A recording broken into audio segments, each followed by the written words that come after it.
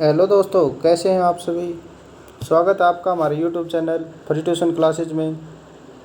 तो देखिए दोस्तों, आज हम शुरू करने जा रहे हैं टॉपिक वाइज हरियाणा जीके की सीरीज, जिसमें आज हमारा पहला जो टॉपिक है वो है हरियाणा की अवस्थिति एवं विन्यास। मतलब कि हरियाणा की क्या अवस्थिति और हरियाणा का विन्यास क्या है। तो देखिए, हम पूरी हरियाणा जीके टॉपिक वाइज करवाएंगे दोस्तों। तो चलिए शुरू करते हैं हमारा आज का टॉपिक। हरियाणा 1 नवंबर 1966 को बना। जब हरियाणा 1 नवंबर 1966 को बना तो उस समय हरियाणा के अंदर 7 जिले थे। 7 वे जिले कौन से थे? तो ट्रिक है, घर जेके में, मतलब गुरुग्राम, हिसार, अम्बाड़ा, रोहतक, जींद, करनाल और महेंद्रगढ़। तो देखिए, जब हरियाणा 1 नवंबर 1966 को बना तो उसे पंजाब का कितना हिस्सा मिला? 35.88% उसे पंजाब का हिस्सा मिला। भारत के उत्तर पश्चिम हरियाणा भारत के उत्तर पश्चिम में है और पंजाब के दक्षिण में है। मतलब ये नहीं कि कोई पूछ ले हरियाणा भारत के किस स्थिति में है, तो हरियाणा भारत के उत्तर पश्चिम में है और पंजाब के दक्षिण में है। हरियाणा का उत्तरी अक्षांश कितना है? 27:39 से 30:55। उत्तरी अक्षांश 27:39, 30:55।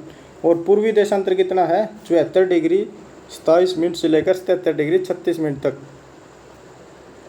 तो आगे देखिए दोस्तों, हरियाणा क्षेत्रफल कितना है? 44,212 वर्ग किलोमीटर। मतलब कि 44,212 वर्ग किलोमीटर हरियाणा क्षेत्रफल है। ये पूरे भारत का 1.34% है। वर्ष 2005 के अनुसार हरियाणा के वन आवरण 1584 वर्ग किलोमीटर, जो कि इसके भौगोलिक क्षेत्र का 3.16% है। मतलब कि 2015 के अनुसार हरियाणा के वन आवरण 1584 वर्ग किलोमीटर है, जो कि इसकी भौगोलिक क्षेत्र का 3.16% है। हरियाणा गंगा सिंधु नदी का उत्तर पश्चिमी हिस्सा है। गंगा सिंधु का मैदान हरियाणा के अधिकांश भाग को घेरे हुए। मतलब कि हरियाणा गंगा सिंधु नदी का उत्तर पश्चिमी हिस्सा है। मतलब गंगा और जो सिंधु नदी है उसका उत्तर पश्चिमी हिस्सा है। गंगा सिंधु का मैदान हरियाणा, जो गंगा और सिंधु का जो मैदान है वो हरियाणा के अधिकांश भाग को घेरे हुए है। देखिए दोस्तों, हरियाणा को भौगोलिक दृष्टि के हिसाब से 3 भागों में बांटा गया है। वो 3 भाग कौन से हैं? कुरुक्षेत्र, हरियाणा और बटियाना। मतलब कि हरियाणा को जो भौगोलिक दृष्टि के हिसाब से कितने भागों में बांटा गया है? 3 भागों में। 3 भाग कौन से हैं? कुरुक्षेत्र, हरियाणा और बटियाना। अगला हमारा टॉपिक है, देखिए दोस्तों, हरियाणा की भू आकृति। मतलब कि हरियाणा की जो भूमि है वो किस प्रकार की है। हरियाणा का लगभग 93.75% इस भाग समतल और तरंगित मैदान का, जो प्राय घग्गर यमुना के मैदान से जाना जाता। मतलब कि जो हरियाणा का 93.75% जो भाग है वो समतल और तरंगित मैदान है, जो प्राय घग्गर यमुना मैदान के नाम से जाना जाता है। समतल जो मैदान है वो 68.20%, तरंगित जो मैदान है वो 25.25% है। और जो ये समतल और जो तरंगित मैदान है इसकी जो ऊंचाई है लगभग 300 मीटर से कम है। हरियाणा का 3.09% भाग पहाड़ी एवं चट्टानी है, जो अरावली पर्वत के नाम से जाना जाता है। इसकी ऊंचाई 300 मीटर से अधिक है। मतलब कि 93.75% तो तरंगित मैदान, समतल और तरंगित मैदान है, और 3.09% भाग पहाड़ी एवं चट्टानी है, जो अरावली पर्वत के नाम, मतलब कि जो 3.9% भाग पहाड़ी और चट्टानी है वो अरावली पर्वत के नाम से जाना जाता है, जिसकी ऊंचाई 300 मीटर से अधिक है। हरियाणा का लगभग 1.67% हिस्सा शिवालिक पहाड़ियाँ हैं। मतलब कि 3 हिस्सों के अंदर बटा हुआ है हरियाणा। 93.75 भाग समतल और तरंगित, 3.09% भाग पहाड़ी और चट्टानी, जो अरावली की पहाड़ियों के नाम से जाना जाता है। 1.67% भाग शिवालिक की पहाड़ियाँ, जिनकी ऊंचाई 300 से 400 मीटर तक है। ये पहाड़ियाँ अम्बाड़ा, पंचकुला, यमुनानगर में स्थित है। इस क्षेत्र के ये जो क्षेत्र है इसको गिरिपादीय मैदान भी कहते हैं। मतलब कि हरियाणा के अंदर शिवालिक पहाड़ियों का क्षेत्रफल कितना है? 1.67% है। और ये जो पहाड़ियाँ 3 डिस्ट्रिक्टों के अंदर फैली हुई हैं, अम्बाड़ा, पंचकुला और यमुनानगर में स्थित हैं। और जो ये इन पहाड़ियों का जो क्षेत्र है उसे गिरिपादीय क्षेत्र कहते हैं। तो आगे देखिए दोस्तों, शिवालिक पहाड़ियाँ हरियाणा के उत्तर पूर्वी भाग के अंदर हैं। शिवालिक पहाड़ियाँ हरियाणा के कौन से भाग के अंदर हैं? उत्तर पूर्वी भाग के अंदर शिवालिक पहाड़ियाँ हैं। इन्हें ऊंचाई के आधार पर दो भागों में बांटा गया, मतलब कि जो शिवालिक पहाड़ियाँ उन्हें ऊंचाई के आधार पर दो भागों में बांटा गया। उच्च शिवालिक पहाड़ियों की ऊंचाई 600 मीटर से ज़्यादा, मतलब कि जो ऊंची शिवालिक पहाड़ियाँ उनकी ऊंचाई 600 मीटर से ज़्यादा है। जो निम्न शिवालिक पहाड़ियाँ उनकी ऊंचाई 600 से 400 मीटर के बीच है। हरियाणा की जो सबसे ऊंची चोटी करो, जिसकी ऊंचाई 1514 मीटर है, पंचकुला के अंदर है। मोरनी पहाड़ी पंचकुला के अंदर है। हरियाणा की सबसे ऊंची चोटी कौन सी है? करो, जो पंचकुला के अंदर मोरनी पहाड़ियों पे है, जिसकी हाइट कितनी है? 1514 मीटर। और सबसे और जो अरावली की सबसे ऊंची चोटी है वो कौन सी है? कुलताजपुर, जो कि ढोसी की पहाड़ी के अंदर ऊपर है। गिरिपादीय मैदान, ये यमुना नदी से घग्गर नदी के बीच का क्षेत्र है। मतलब कि जो गिरिपादीय मैदान है वो क्या है?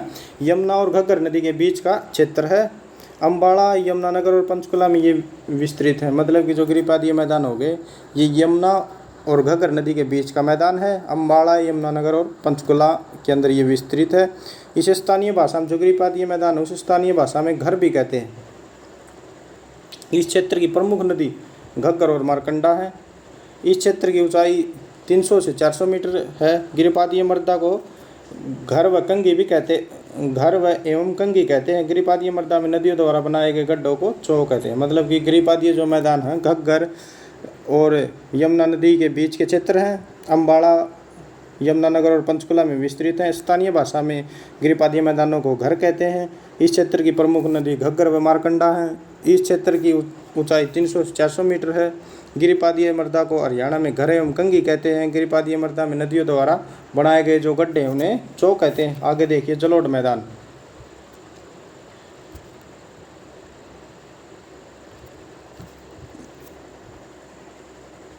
जलोढ़ मैदान देखिए, शिवालिक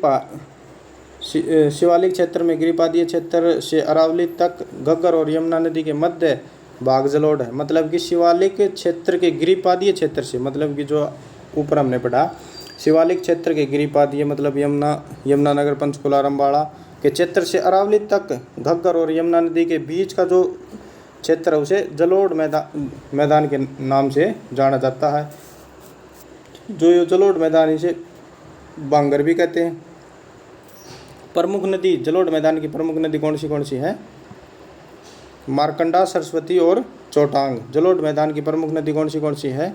मारकंडा, सरस्वती और चोटांग। इसकी ऊंचाई कितनी है? 220 से लेकर 280 मीटर के अंदर। जलोढ़ मैदान की ऊंचाई कितनी है? 220 से 280 मीटर के बीच। और इसकी प्रमुख नदी कौन सी? मारकंडा, सरस्वती और चोटांग इसकी प्रमुख नदी है। बालू के टिब्बे युक्त मैदान, ये हरियाणा के पश्चिम क्षेत्र में पाया जाता है। और बालू का जो लगभग मैदान है वो राजस्थान के सीमावर्ती क्षेत्रों में पाया जाता है। इसकी ऊंचाई लगभग 200। बालू के जो टिब्बे हैं वो राजस्थान के पश्चिमी हिस्से में पाए जाते हैं। और बालू के टिब्बे हरियाणा के पश्चिमी हिस्से में पाया जाता है। राजस्थान के सीमावर्ती क्षेत्र में विस्तृत है। मतलब कि बालू के टिब्बे युक्त मैदान हरियाणा के पश्चिमी भाग में पाए जाते हैं। और राजस्थान की जो सीमा टच करती है ना, उन भागों में पाए जाते हैं। अनकाई दलदल, हरियाणा प्रदेश के सिरसा जिले के दक्षिणी भाग, मतलब कि हरियाणा का जो सिरसा जिला है उसके दक्षिणी भाग में अनकाई दलदल है, जिसकी ऊंचाई लगभग 200 मीटर है। ये सिरसा के मैदानी भागों की सबसे निचला हिस्सा है। मतलब जो सिरसा के मैदानी भाग है उनका सबसे निचला हिस्सा है ये। कुछ इंपॉर्टेंट पॉइंट अब हम देखते हैं। शिवालिक पहाड़ियाँ हरियाणा के उत्तर पूर्वी भाग में, मतलब कि जो शिवालिक की पहाड़ी है वो हरियाणा के उत्तर पूर्वी भाग में। अरावली पहाड़ियाँ हरियाणा के दक्षिणी पश्चिमी भाग में हैं।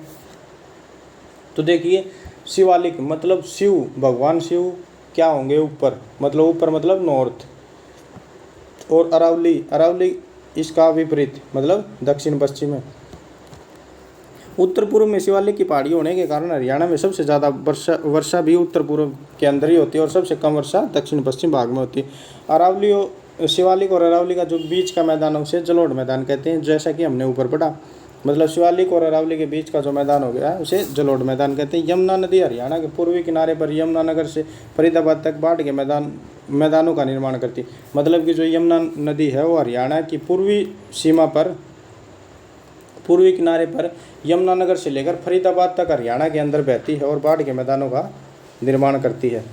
घग्गर व मारकंडा नदी भी उत्तर पश्चिमी भागों में बाढ़ के मैदानों का निर्माण करती है। मतलब कि जो घग्गर और मारकंडा नदी है वे भी हरियाणा के उत्तर पश्चिमी भागों में बाढ़ के मैदानों का निर्माण करती हैं। तो आगे देखिए दोस्तों, राजस्थान सीमा के साथ लगता दक्षिण पश्चिमी भाग बालूमयी है। मतलब कि राजस्थान की जो सीमा के साथ जो भाग लगेगा, जैसा कि अब हमने ऊपर पढ़ा कि जो राजस्थान की सीमा के साथ लगते हुए भाग हैं बालूमयी, मतलब रेगिस्तान के हैं, जो बालूमयी टिब्बे हैं, जैसे कि लोहारू, सिवानी, ये राजस्थान के लगते हुए क्षेत्र हैं। क्षेत्र घग्गर द्वारा निर्मित बाढ़ के मैदान को नैली कहा जाता है। Very very important person. मतलब कि जो घग्गर के द्वारा जो बाढ़ का मैदान निर्मित किया जाता है उसे नैली कहते हैं।